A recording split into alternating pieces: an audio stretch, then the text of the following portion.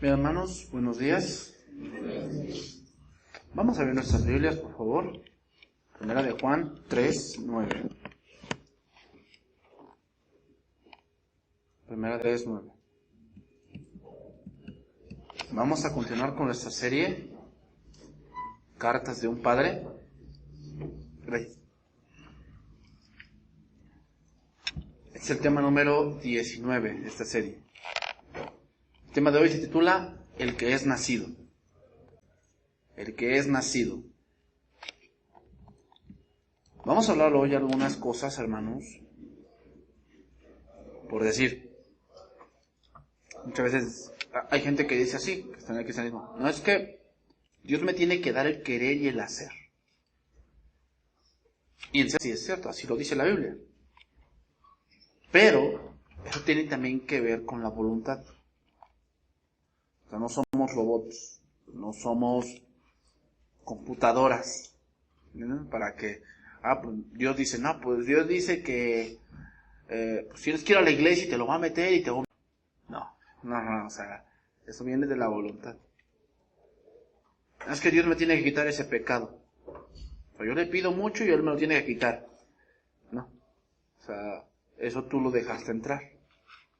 Sea un vicio, ¿quién decidió meterlo a su vida? Tú. ¿Quién lo tiene que sacar? Tú. Ahora, obviamente, ahí viene la palabra de Dios, que te da el querer o el poder para hacerlo. Porque por nosotros mismos no podemos. ¿Ok? Primera de Juan, vamos a ver. Todo aquel que es nacido de Dios no practica el pecado, porque la simiente de Dios permanece en él y no puede pecar porque es nacido de Dios. En esto se manifiestan los hijos de Dios y los hijos del diablo. Todo aquel que no hace justicia y que no ama a su hermano no es de Dios. Porque este es el mensaje que habéis oído desde el principio, que nos amemos unos a otros. No como Caín, que era del maligno y mató a su hermano. ¿Y por qué causa le mató? Porque sus obras eran malas y las de su hermano justas. Hasta ahí vamos a leer. Ya hemos visto algunas cosas, por decir, alguien que lleva una vida, practicar el pecado, habla de llevar una vida desordenada, o sea, una vida que se nota que no tiene a Dios. ¿Ok? El cristiano, hermanos, va a caer. ¿Estamos conscientes de eso? O sea, peca. Pero ya se lo decía un hermano. ¿Te has caído en la calle alguna vez? Como dicen los chavos, ¿has cometido el oso de que te caigas en la calle? ¿Y ahí vives? O sea, ¿ahí vives en el piso? Creo que no. Te levantas y sigues tu camino. Esa es la vida cristiana. O sea, a veces te vas a caer. Es inevitable. Te vas a caer. ¿Pero vives en el piso? Obviamente que no. Te levantas y sigues. Pero el que practica el pecado es el que vive en el piso. O sea, se cayó allí, pues ahí vivo. Esa es la diferencia. Pues una caída duele, ¿o no? Sí, aunque te hayas levantado así rápido. Pero no me dolió, pero sí te dolió. Sí duele. Y al cristiano pues le duele caer. Al que no, pues piensa que es normal. Todo hace. Entonces alguien que hace justicia anda en la ley de Dios. No peca de forma habitual. No anda sin ley. No es del diablo y participa del triunfo que Cristo da. Juan ahora va a hablar de una manera más puntual, el que en verdad es nacido de Dios. Pues vamos a leer 3:9. Dice, todo aquel que es nacido de Dios no practica el pecado. Aquí la palabra nacido viene de una palabra griega genao y significa los genes. ¿Ok? ¿Cuándo pasó esto de nacer de Dios? cuando tú creíste en el Evangelio. Entonces, dentro de ti, tu espíritu vivió y ahora buscas las cosas de Dios. ¿Sí? Hay otra naturaleza que es tu yo. Tu yo anterior, ese que le gustaba los vicios, la parranda, el chupe, la fumada, la mentira, el odio, la amargura, ese yo, ahí está también. Y hay una pelea interna dentro de ti. Y eso va a ser toda la vida. Sin embargo, el que es nacido de Dios ya busca las cosas de Dios. No se puede entender a alguien que dice que es de Dios y no. 2 Corintios 5:17 dice: de modo que si alguno está en Cristo, nueva criatura es. Las cosas viejas pasaron. Es decir, toda esa antigua vida que antes llevabas, ¿cómo la llevabas? Pues tuvo que haber. O sea, alguien que dice que es de Dios y su vida sigue igual, no es cierto. No. Ahora, no quiere decir que, pues me convertí a Cristo y me cambio de trabajo, porque todo es nuevo. Y cambio de esposa también, porque todo es nuevo. No. Se refiere a cosas nuevas, practicamos. Que practicamos. ¿Ok?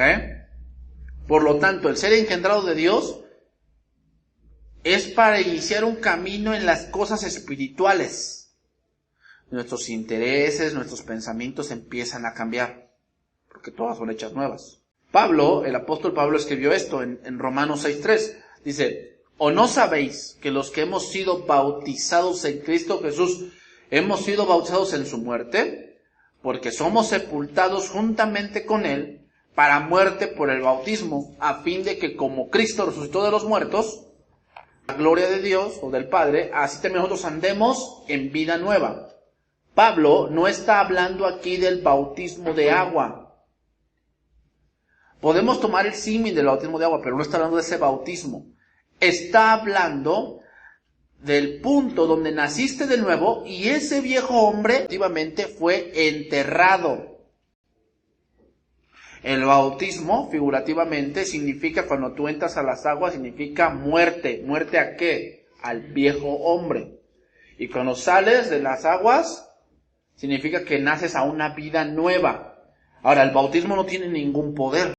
No te salva, no te hace más santo, no te quita pecados, no te hace que no vayas al limbo ni al purgatorio. No existe eso. El bautismo no hace nada.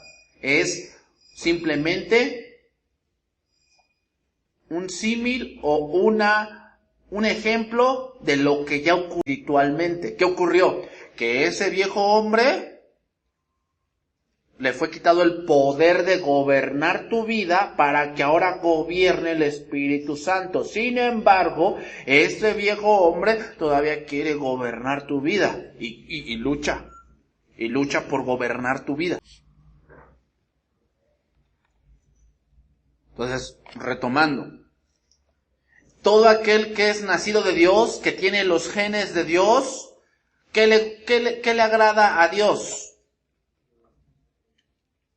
La santidad, la verdad, el amor, la justicia, la paz. Entonces, quiere decir que aquel que es nacido de Dios busca esas cosas.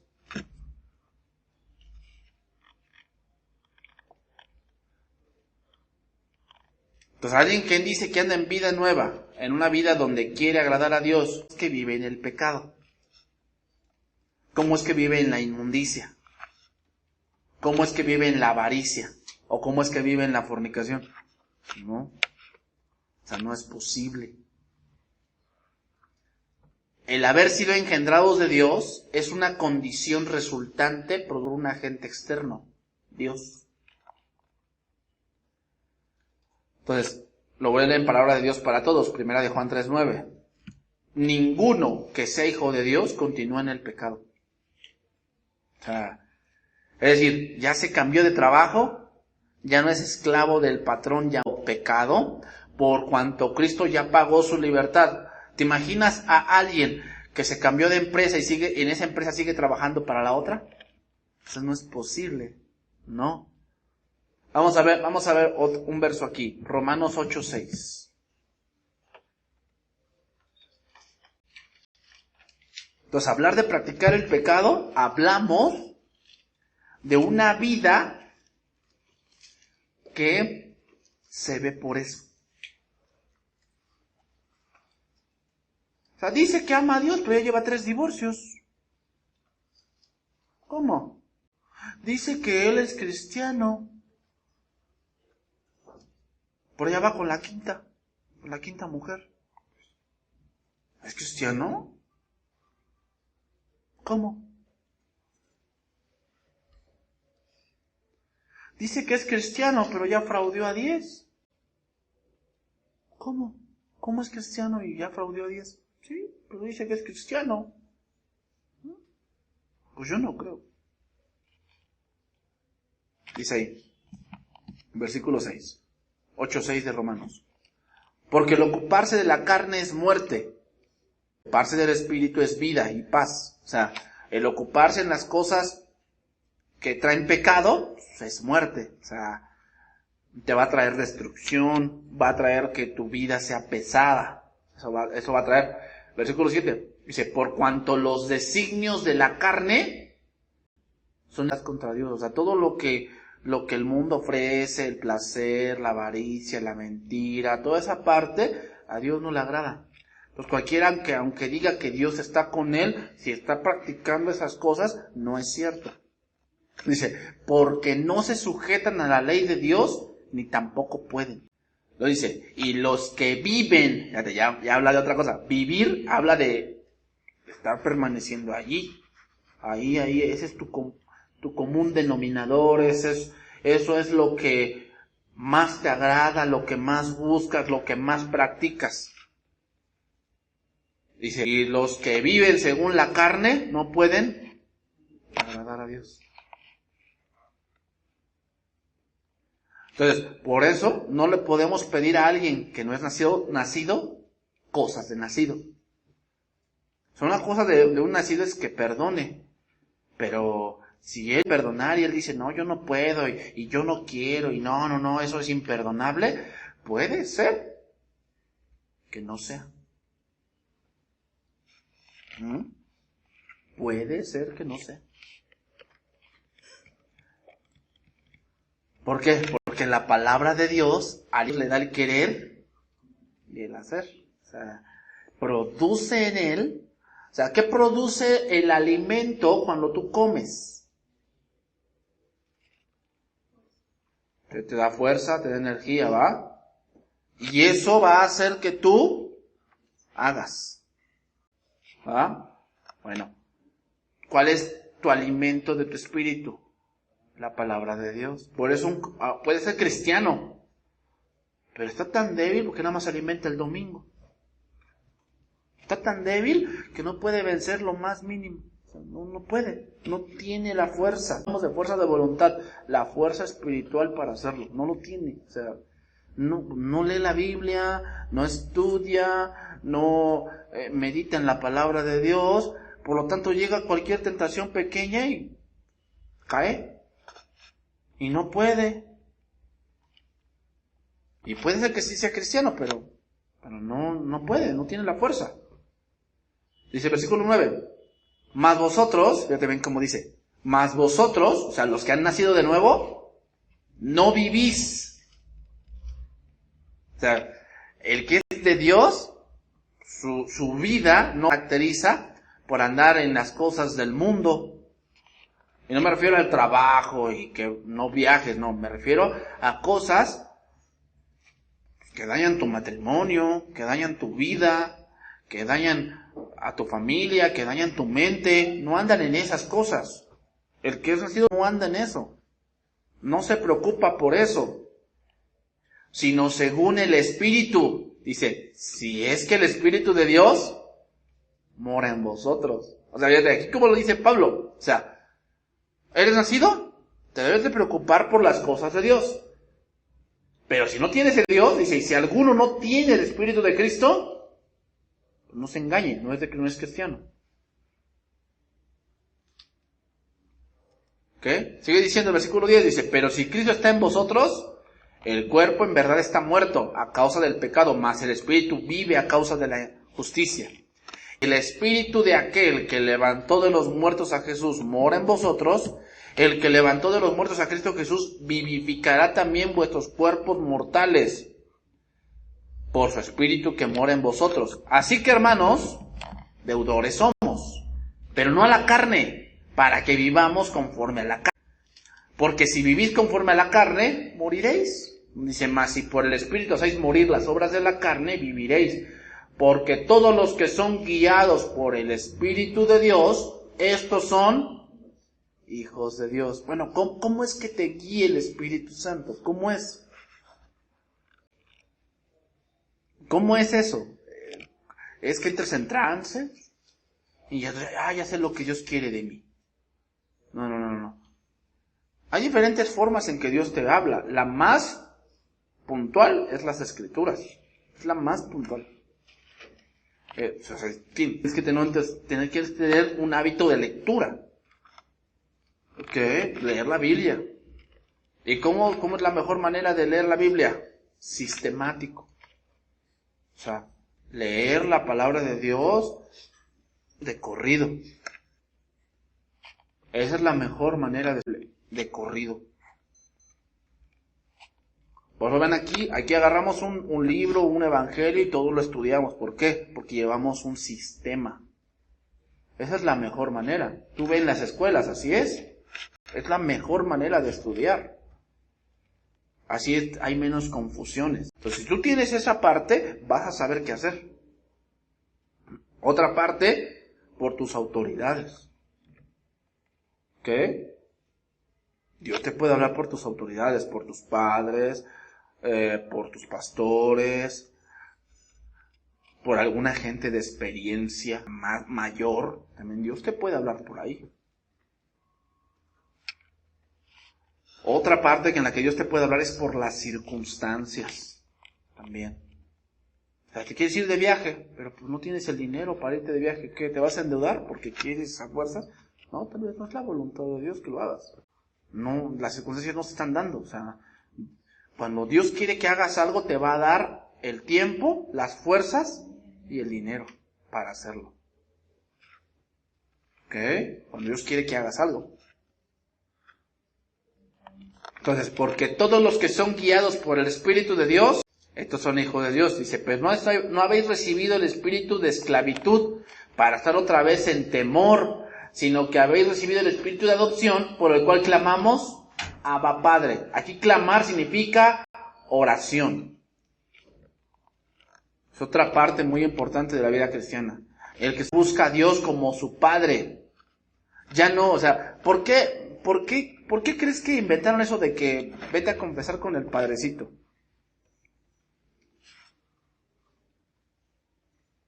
Porque en la época en que inventaron esa parte de los papas, fue un papa tantos de lado, veían a la gente como ignorante porque, bueno, obviamente la gente no leía tanto, la Biblia se había cerrado y solamente la Biblia estaba disponible para los que estaban en la Iglesia Católica. Entonces el pueblo empezó a entrar en la ignorancia, ¿ok? Pues cualquier cosa se la creían.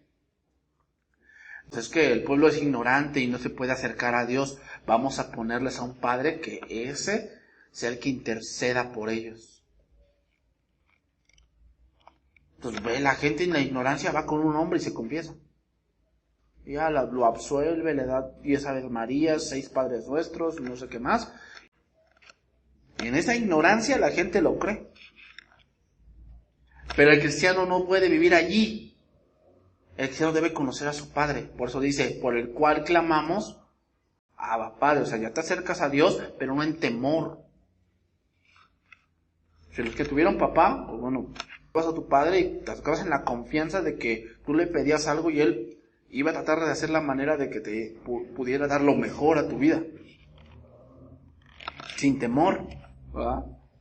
Versículo 16 dice, el Espíritu mismo da testimonio a nuestro espíritu de que somos hijos de Dios. ¿Qué quiere decir? Que estás a punto de cometer algo Y el Espíritu te dice, oye, pero eso a Dios no le agrada. Eso a Dios no le agrada, o sea, ¿cómo vas a hacer eso? Es como que dices, ay, si es que sí, yo soy cristiano. Sí, ¿cómo vas a hacer eso? No. ¿Tú eres cristiano? ¿Tú eres hijo de Dios? No, ¿cómo vas a ofender a Dios? Pero aquel que no lo es. Y es más, es una persona que no tiene vergüenza. Lo hace y... Entonces, sin duda, ese viejo yo está ahí. Está ahí dentro luchando por salir. Y a veces sale, pero él no gobierna tu vida. O sea, ¿te acuerdas cómo eras antes? ¿Cómo hablabas antes? ¿Cómo te conducías? ¿Cómo tratabas a tu esposa antes? Bueno, espera antes. Si sigue siendo así, pues entonces analízate. Pero eso era antes. Ah, bueno, sí. Y ese yo, ese tu yo de antes, está allí. ¿Quieres salir? O no, cuando antes reaccionabas así bien agresivo con tu esposa. Y ahora ya tratas de ser más paciente, pero a veces se te quiere salir o no. Los Ramírez y los González y los Pérez y todo eso, ¿se te quiere salir o no? Ahí está. Pero eso ya no es tu vida. Eso es practicar el pecado. O sea, si tu vida es eso, que siempre caes ahí, siempre estás haciendo así, pues a lo mejor no eres. Te estás engañando. No eres. Primera de Juan 3:9. Ahora lo ve en traducción viviente. Los que han nacido en la familia de Dios no se caracterizan por practicar el pecado, porque la vida de Dios está en ellos. Así que no pueden seguir pecando, porque son hijos de Dios. O sea, está diciendo que no caen. No está diciendo eso Juan. Lo que está diciendo es que no permanece caído el cristiano. No vive su vida tirado y aprisionado en un pecado. No. O sea, de alguna manera Dios le levantará. El Salmo 37, versículo 2, dice esto, dice, porque los benditos de él heredarán la tierra, y los malditos de él serán destruidos, porque por Jehová son ordenados los pasos del hombre, y él aprueba su camino. Cuando el hombre cayere, ¿cuál hombre? Cuando el hombre cayere, no quedará postrado, porque Jehová sostiene su mano.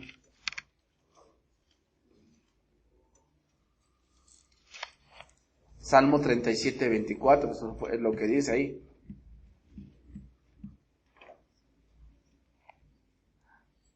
Entonces, el punto es que muchos pensamos que todo lo tiene que hacer Dios.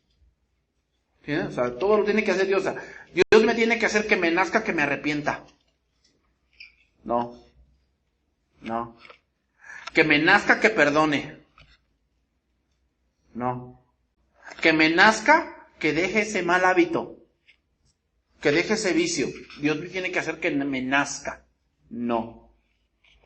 Ya te lo dije, no somos robots. Somos personas. Somos gentes hechos a la imagen de Dios. Y de esa imagen de Dios nos dio voluntad, dio razonamiento y nos dio sentido común.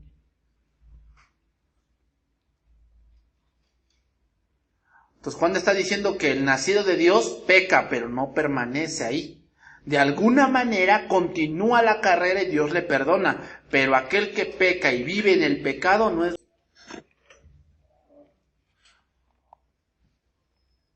no tiene la vida de Dios.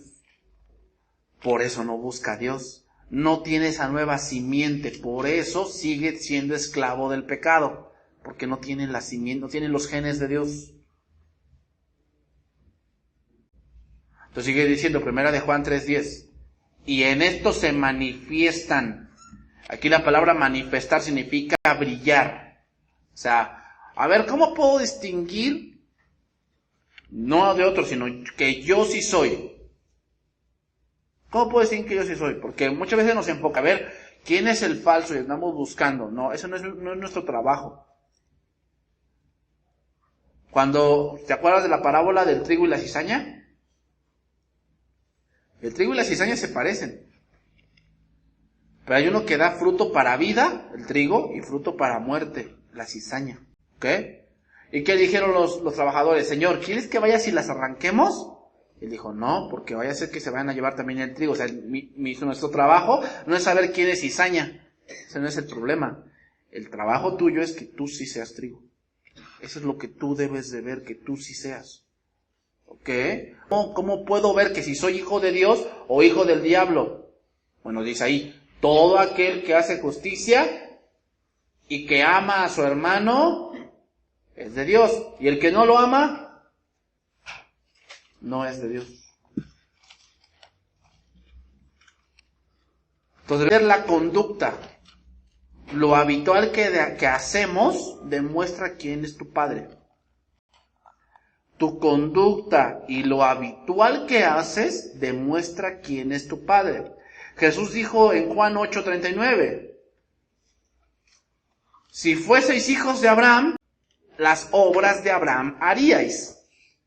Pero ahora procuráis matarme, hombre que os he hablado la verdad, la cual os he oído de Dios. Vosotros hacéis las obras de vuestro padre el diablo, y los deseos de vuestro padre queréis hacer. Homicida desde el principio, y no ha permanecido en la verdad, porque no hay verdad en él. Cuando habla mentira, de suyo habla. O sea, hay dos cosas por las que se caracterizan los hijos del diablo. Número 1, son bien mentirosos. Son maestros de la mentira. O sea, se inventan cada cosa. Entonces cualquiera que diga, no, es que es una mentirita blanca, ten cuidado, a lo mejor no eres hijo. A lo mejor no estás en la verdad, por eso mientes y mientes y mientes y mientes y mientes. Entonces, a ver, ¿el cristiano no puede caer en una mentira? O sea, ¿no puede, alguna vez miente? Sí, sí. Si alguna vez miente, sí. Y si se arrepiente, Dios lo perdona. Pero si él dice que es hijo, está mintiendo y mintiendo y mintiendo y mintiendo, ay, es que está en debilidad. No, es que no es. Es que no es.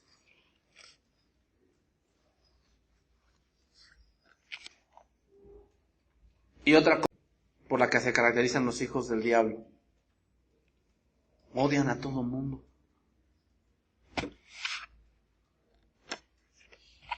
No, o sea, ¿a qué me refiero a todo mundo? Ni te conocen, pero ¿qué me ves? ¿Qué me ves? Yo me parezco. Ni lo conoces, pero con todos quieren bronca, con todos.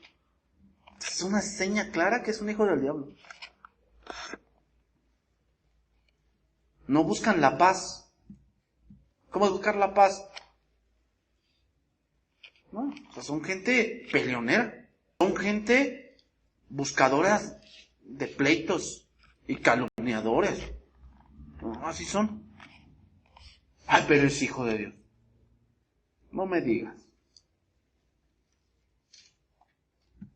Los gnósticos, que es el punto aquí de Juan, pensamiento de soy de Dios, pero mi conducta se parece a la del diablo. Así dicen los gnósticos. No, yo soy de Dios. Pero ahora los gnósticos son cristianos que dicen, no, yo hago esto, pero Dios conoce mi corazón. O sea, se andan comportando como demonios. Dios conoce su corazón. ¿Cómo es eso? Pues no dice que de la abundancia del corazón habla la boca y donde esté tu tesoro, ahí estará tu corazón. Entonces, ¿cómo es posible que hay cristianos que su tesoro está en el billar?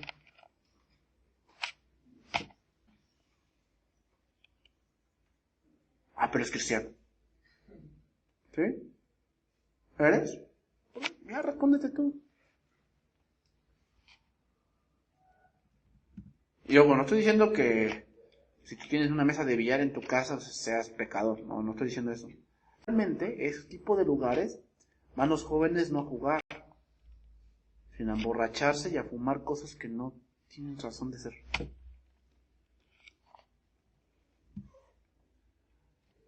Traducción viviente, 1 de Juan 3:10.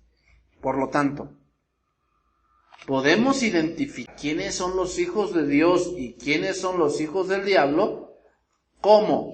Porque todo aquel que no se conduce con rectitud y que no ama a los creyentes no pertenece a Dios. Los hijos del diablo son los que no quieren hacer lo bueno.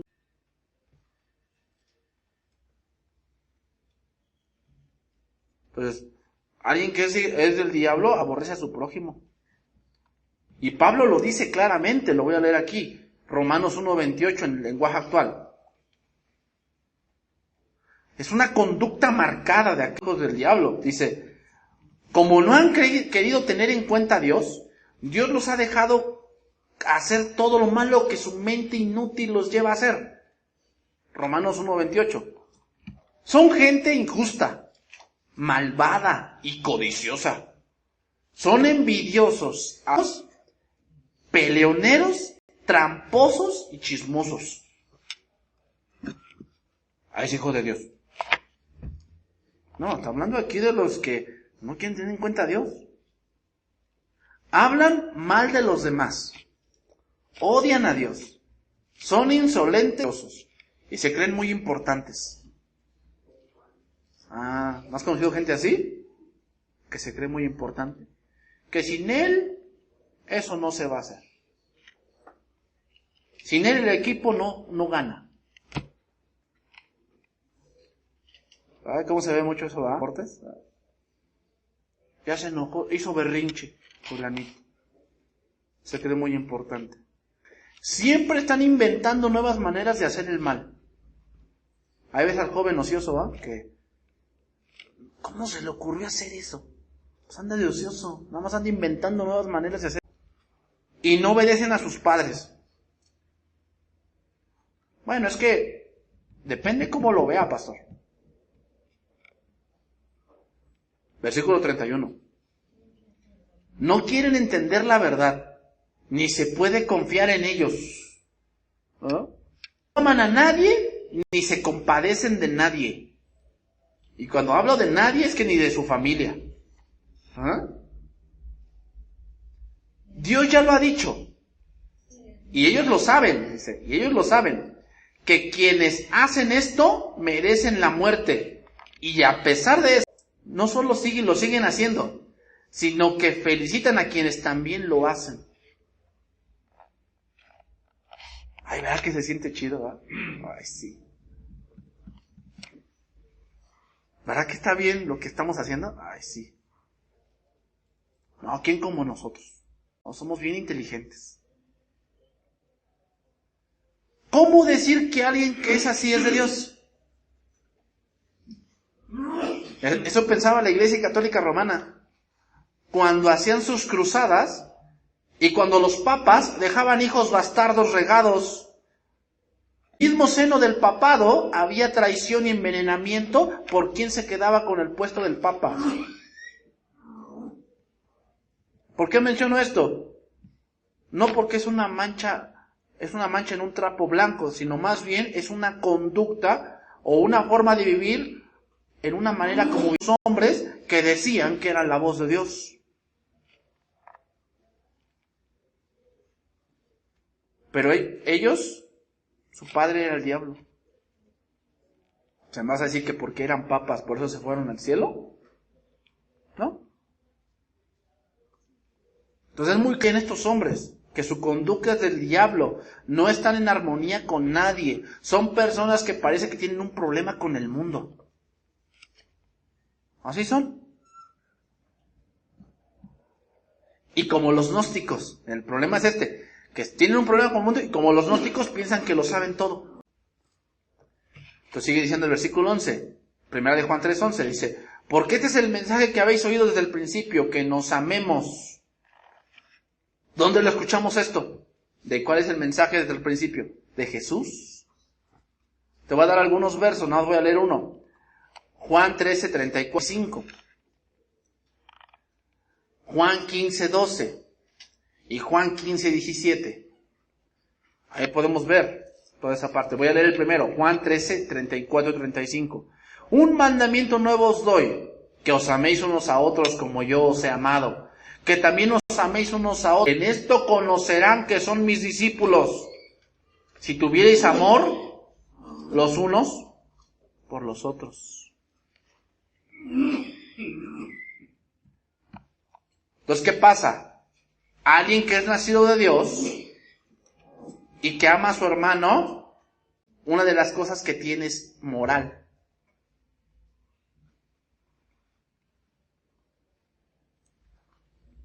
Pero va más allá de la moral y de la ética. Estaba yo viendo a un hombre que hablaba de la ética profesional. Dice que él estudió en Gales. Estudió un tiempo en Gales. Y dice, yo estudié para abogado. Dice, pero allí en Gales, yo no sabía, pero dice que ahí hay un programa que cuando tú haces una tarea, dice, cuando un profesor te pide una tarea, tú haces tu tarea. O sea, tú puedes estar en Google, en Yahoo, en Wikipedia, y puedes consultar libros. Pero si tomas un fragmento de un libro, tienes que documentar que tomaste esa idea de alguien más. No es tu idea. Dice, bueno, entonces el profesor me decía, me lo tienes que traer impreso y me lo tienes que traer digital. Cuando tenían el digital, ellos tenían un programa para meter ese documento, y el programa leía todo el documento y lo buscaba en internet. Y si había líneas plagiadas, te las marcaba.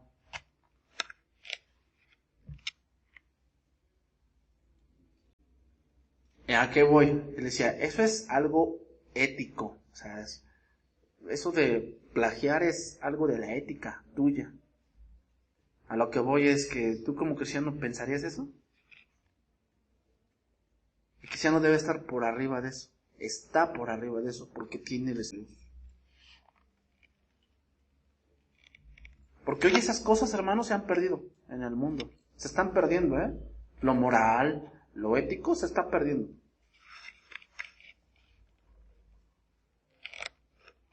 O sea, hoy eso de la ética profesional es que, bueno, es mi jefe, respetar. No, eso ya se perdió hoy. No les importa.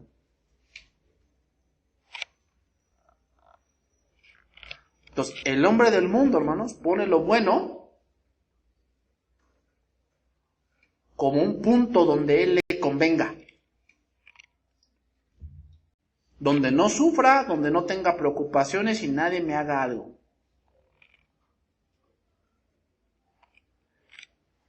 Aquel que es nacido de Dios está por arriba de eso. Porque tienes el Espíritu de Dios.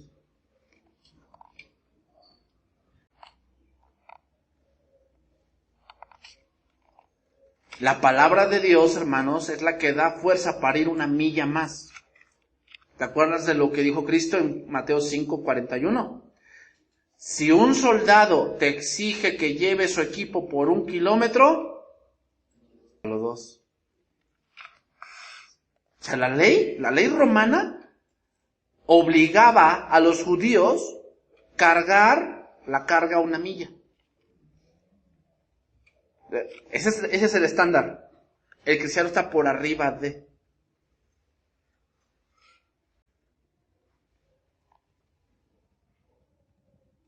Entonces, esos son los rasgos de uno que es de Dios. Esa es su conducta, es lo que viene en sus genes. La nueva naturaleza que Dios le ha dado lo necesita para ir 1 milla más. Para ir más allá de lo que el mundo no haría.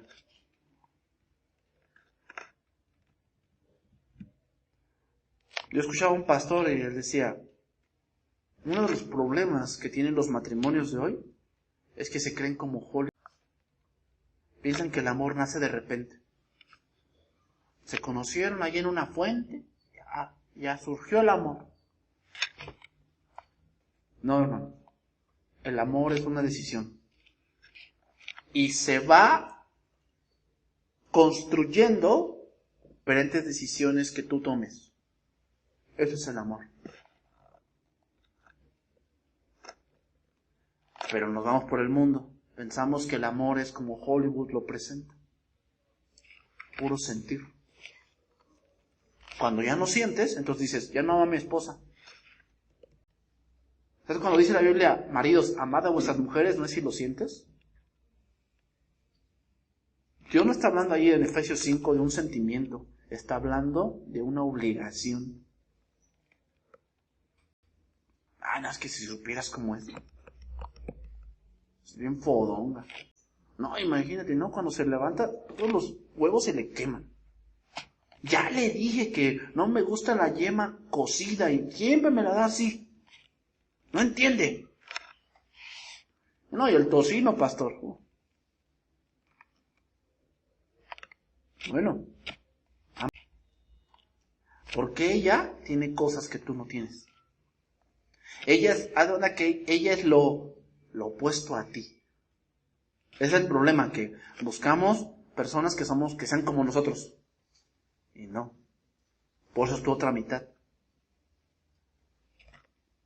Ella es lo opuesto a ti. Y por eso debes amarla. Y el amar es una decisión.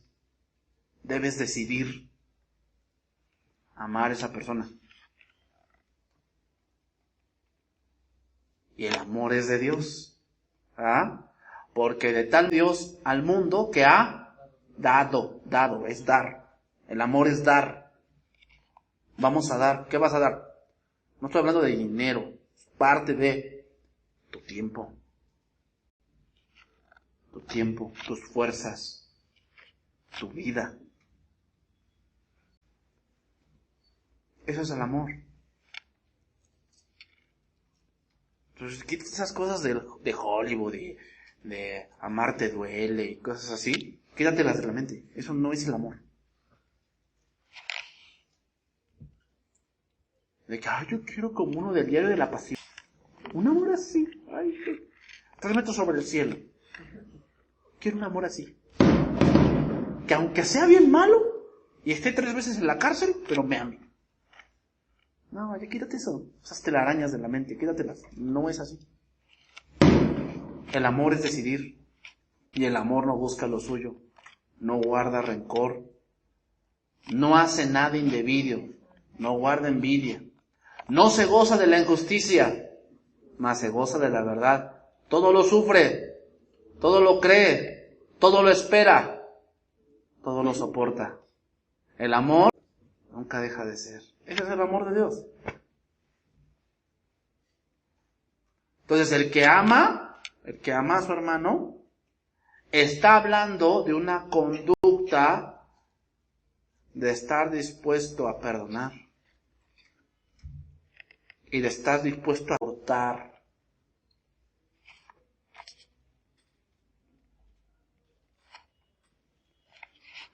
Pero vámonos por la parte final.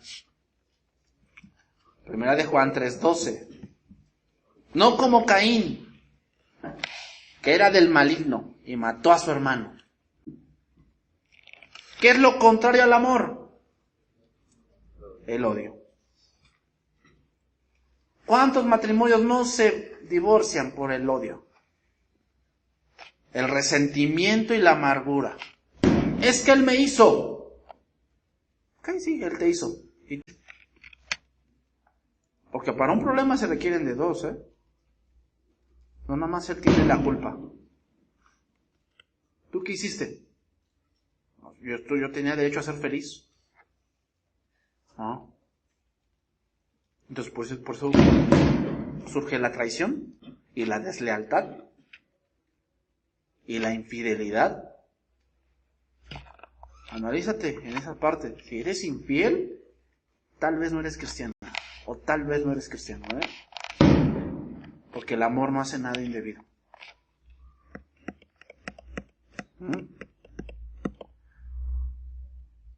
Cristo menciona la ira como el primer paso al asesinato. En Mateo 5:21 dice ahí: oíste que fue dicho a los antiguos, no matarás. Y cualquiera que matare será culpable de juicio, pero yo os digo, con el odio, hermanos, viene el engaño, viene la maldición, viene la calumnia, viene el deseo de hacer daño a aquella persona. Esta es una cadenita. Primero empiezas con el odio, luego el engaño, te engañas de que tú tienes la razón, y luego viene la maldición, y luego viene la calumnia, y después viene el deseo de vengarte.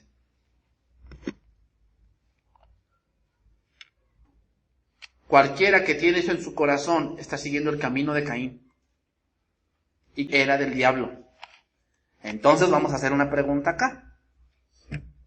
¿Qué pasa con aquel que se dice cristiano y que nunca perdonó a su pastor y así se murió? ¿A dónde se va?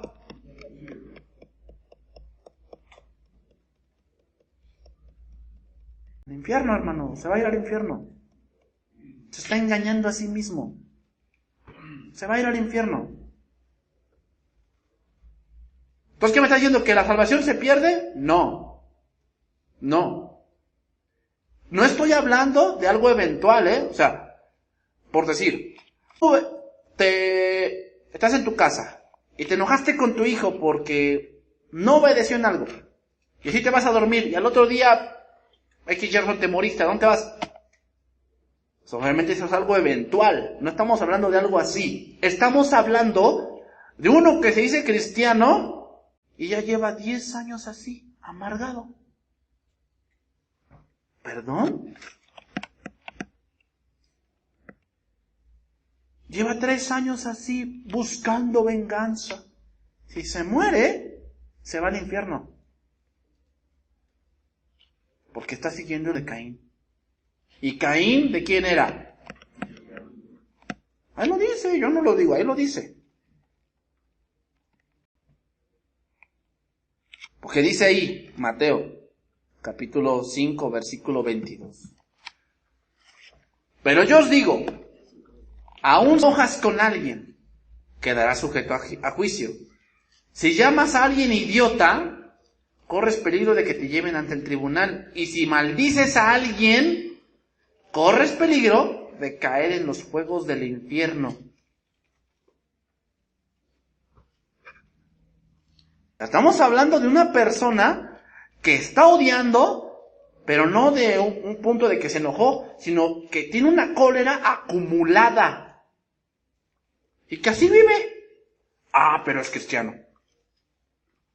O puede ser, hermano, no estamos exentos de que es el pastor el que está viviendo así, resentido. Está resentido con su suegro, que le hicieron la vida difícil al principio de su matrimonio. Se le hicieron difícil. Y está resentido. Si se muere ese pastor, ¿a dónde se va? Ay, pero el pastor se va al infierno. El problema está, hermanos, en que minimizamos algunas cosas y exaltamos otras. No, pues sí, el que mata, pues ay, se va al infierno, sí.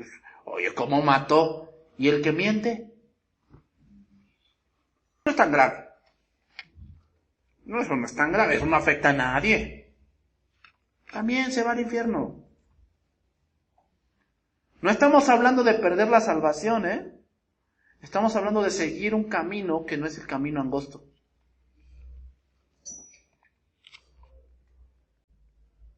Entonces no te puedes permitir vivir así. No te lo puedes permitir. Tú no te lo debes permitir. Tú. Porque no es de que, ay, pues que Dios me lo quite. No. Tú lo dejaste entrar. Tú dejaste entrar ese resentimiento. Tú lo acumulaste. Tú dejaste que eso se arraigara en tu corazón. Quítalo. Porque no vaya a ser que en el punto cuando te encuentres con Dios, Dios te diga, yo no te conozco, hacedor de maldad.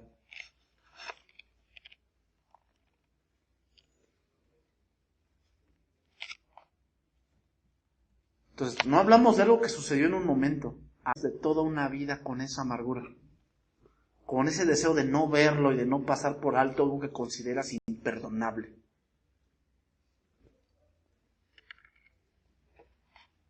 Esto es a lo que se refiere Juan.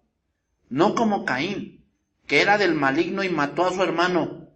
Y Dios lo mató porque sus obras eran malas y las de su hermano justas. ¿Cómo se evidenció y cómo asegurar que Caín era del maligno? Por su accionar y su conducta. Vamos a ver otro versículo para ir puntualizando esto y terminar. Hebreos 11:4.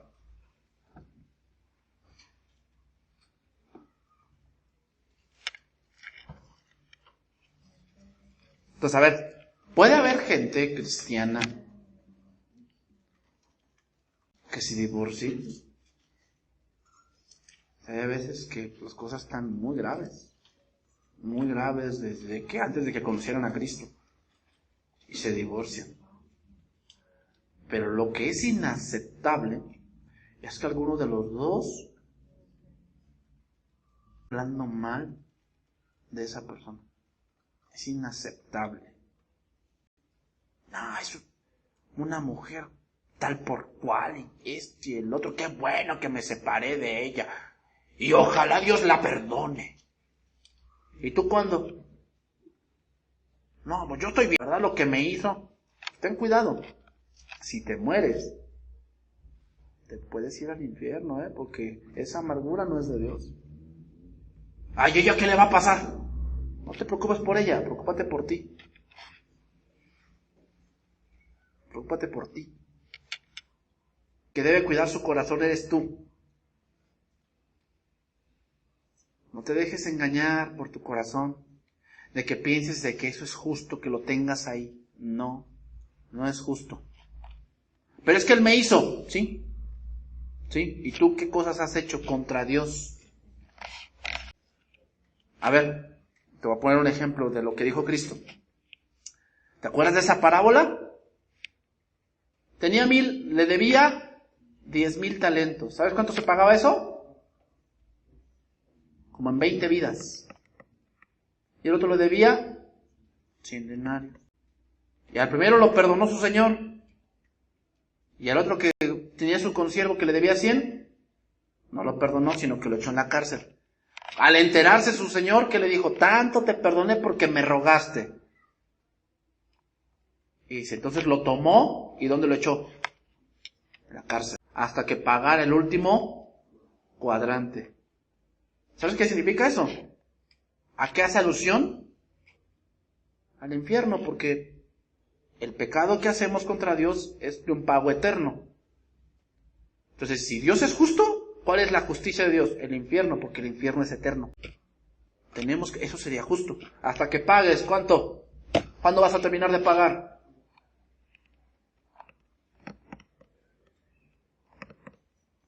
Ahí está, hermano.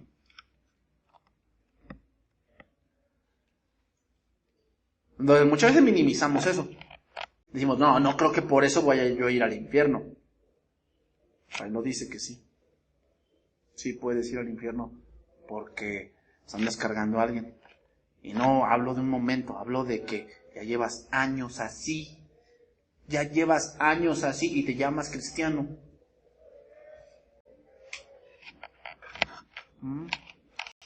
Pues qué buen cristiano eres. Hebreos 11:4.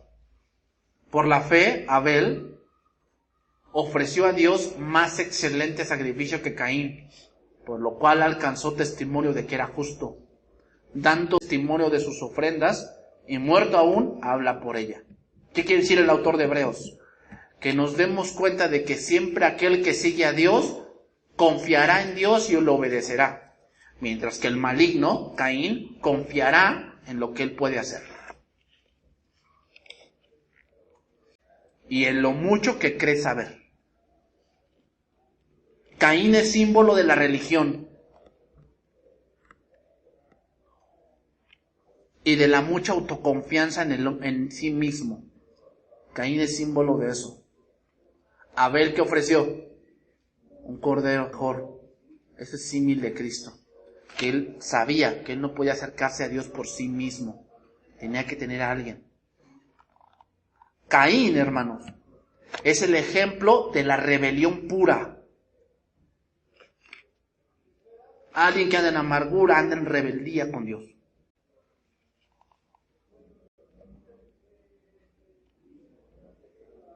Entonces, termino. Primer libro de Samuel, capítulo 19, versículo 1. Y mientras lo buscan, les voy a decir esto. La historia de Caín, que fue el primer asesinato en Génesis 4, ilustra lo que pasa cuando la gente no controla sus emociones. El asesinato de Caín no apareció de la nada. Salió de la mente de Caín. Cuando alimentó lentamente su acción. Luego, la envidia visitó su corazón. Después, el resentimiento. Más tarde, el odio. Y por último, el deseo de matar. Fíjate bien, el Señor mismo intervino para tratar de revertir el progreso de ese pensamiento malvado. Lo que es peor, cuando fue enfrentado con este horrible pecado, Caín no mostró remordimiento, solo un espíritu de enfado e irritación. Eso es lo peor. Lo peor, que Dios está diciendo que tienes eso y tú dices, no me importa. Lo voy a seguir haciendo. No me importa.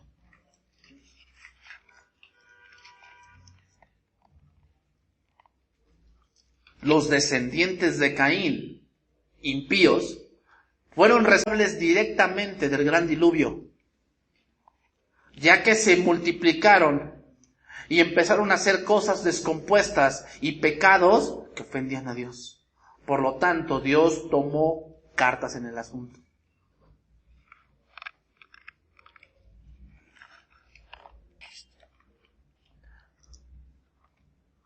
Y Juan da a entender que el origen de ese asesinato es Satanás mismo. Por lo tanto, Caín, su padre, era el diablo. Pero no vamos lejos. Acá hay otro hombre que Dios lo hizo, pero él decidió por el camino de Satanás, Saúl. Primer libro de Samuel 19:1, y con esto voy a terminar. Habló Saúl a Jonatán, su hijo, y a todos sus siervos, para que matasen a David. Para que lo matasen. O sea, como Caín. ¿Por qué quería matar a David? Porque las obras de David eran justas y las de Saúl malas. Pero Jonatán, hijo de Saúl, amaba a David en gran manera. El que es nacido de Dios ama a su hermano. O sea, si tú amas a tu hermano, ¿vas a buscar que se muera? ¿Vas a buscarle que, quiero que, ojalá y le caiga un rayo? Obviamente que no. Versículo 2. Y dio aviso a David: Saúl, mi padre, procura matarte. Por tanto, cuídate hasta la mañana. Y estate en lugar oculto y escóndete. Y yo saldré y estaré junto a mi padre en el campo donde estés, y hablaré a ti a mi padre, y te daré a saber lo que haya. Y Jonatán habló bien de David a Saúl su padre, y él dijo: no peque el rey contra su siervo David, ninguna cosa ha cometido contra ti, como a Caín. A ver, Caín, ¿por qué estás decaído? ¿Por qué estás enojado? O sea, ¿hiciste mal? O sea, arrepiéntete y haz las cosas bien. Pero a Caín no le importó. No me importa lo que tú digas, Dios. O sea, no me importa. O sea, yo estoy enojado y tengo venganza. Aquí le estaban diciendo: no peques, Saúl, no peques. Dice: ¿y por qué sus obras han sido muy buenas para contigo? Pues él tomó su vida en su mano y mató al filisteo, y Jehová dio gran salvación a todo Israel. Tú lo viste y te alegraste. ¿Por qué harás contra la sangre inocente, matando a David sin causa? Y Saúl escuchó la voz de Jonatán, y juró Saúl: vive Jehová, que no morirá. Y llamó Jonatán a David, y él le declaró todas estas palabras. Y él mismo trajo a David a Saúl, y estuvo delante de él como antes. Después salió David y peleó contra los filisteos, y los hirió con gran estrago, y huyeron delante de él. Y el espíritu malo de parte de Jehová vino sobre Saúl, y estando sentado en su casa tenía una lanza en su mano, mientras David estaba tocando. Y Saúl procuró enclavar a David con la lanza, pero él se apartó de delante de Saúl, el cual hirió con la lanza en la pared, y David huyó y escapó aquella noche. Dice, y Saúl envió luego mensajeros a casa de David para que lo vigilasen y lo matasen. ¿No había jurado? Es que esto no es por fuerza de voluntad, hermanos. No, ya. Te digo que ya lo voy a dejar. O sí, ya lo voy a dejar. Por esta. Que ya lo dejo. No importa. Eso no sirve. Eso no sirve. Si no tienes el Espíritu de Dios, si no eres nacido, no vas a poder. Ser nacidos, hermanos. Nacer de nuevo no es de una oración mágica. Ni tampoco de cierto lugar. Nacer de nuevo es de Dios. Termino. Mas Mical, su mujer, avisó a David diciendo, si no tu vida esta noche, mañana serás muerto. Y descolgó Mical a David por una ventana, y él se fue y huyó y escapó. Tomó luego Mical una estatua y la puso sobre la cama y la acomodó por cabecera, una almohada de pelo de cabra y la cubrió con la ropa. Y cuando Saúl, mensajeros para prender a David, ella respondió, está enfermo. Volvió Saúl a enviar mensajeros para que viniesen David, diciendo, tráedmelo en la cama para que lo mate. Y cuando los mensajeros entraron, he aquí la estatua estaba en la cama y una almohada de pelo de cabra en su cabecera. Entonces Saúl dijo a Mical, ¿por qué has engañado así y has dejado escapar a mi enemigo? Y Mical respondió a Saúl, porque él me dijo, déjame ir, si no yo te mataré. David es la muestra exacta del amor de Dios, porque tuvo a Saúl 2 veces para matarlo, y no lo hizo.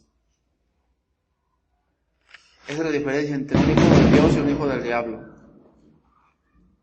Tal vez el hijo de Dios puede tener en sus manos a su enemigo, y aún así dejará que la ira de Dios obre.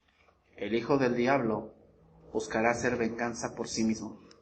Saúl. Y a pesar de que Saúl quiso matar a David, David nunca buscó la vida de Saúl, porque lo amaba. Es el amor de Dios, hermanos, que aún así no sea tu enemigo, sino que venga el arrepentimiento. Pero sin duda Dios no tomará por inocente al culpable, hermanos. Entonces, la conducta y las obras que hagamos demuestran qué Padre tenemos. Conforme vivas, es quién es tu Padre. Vamos a orar, hermanos.